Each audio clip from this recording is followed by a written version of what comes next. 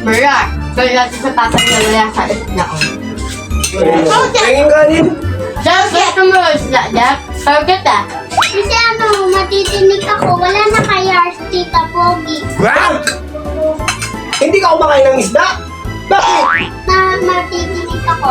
Ba't ka matitinig? Kasi hindi ako nag-iingat sa tinig. Hindi ka nag-iingat sa tinik. Ayaw mo ng isda. Kasi mawawalan kami ng artista. Oo. Na pogi. What? Pogi ka na artista. Saka si Sanggay. Pogi ba itong artista natin? Ikaw maganda. Ba't ikaw nag-iisda ka? Maganda kasi. Pag maganda, pwedeng mag-isda. What? Oh. Pagpangit. Pag pangit, hindi. Eh, paano si Jack ayaw mag-isda kay mapawawa lang kami ng artistang pogi? Hindi kasi Papa. Oh, eh ano kayo kung may tinik? Papa, maingat kasi siya sa tinig. Ah, maingat ka sa tinik. Si Jack hindi maingat. Natutusok Oo nga. pa kasi siya eh. Oo nga, tama.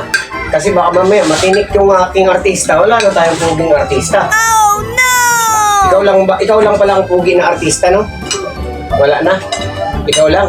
Hindi, Kakay. oo. Wala nang ate maupo. Pag kumain na ng tinig, pag kumain ng isda, at tinig, kan wala na kayo artista. Ah, ganon? Pero may sinasabi siya, wag daw oo. Ano ba dapat? Opo. Opo. Bakit? Wala na kayo artista. Ah, bad yung ano? Bad yung oo? Dapat opo? Oh, makinig ka. Ang bad pala nung sinasabi mo. Dapat huwag kang magsasabi ng oo. Dapat opo kasi bad yung oo. Di ba? Oh. Wala na kayo artista na pogi. Uy, kahit na. Pero, dapat hindi oo ang sagot. Dapat anong sagot, Mira? Sino mo yun? Mira? Masama. Masama ang Oo. Oo. opo o oo. Oo. Masama ang oo. Ang opo, yun ang mabuti.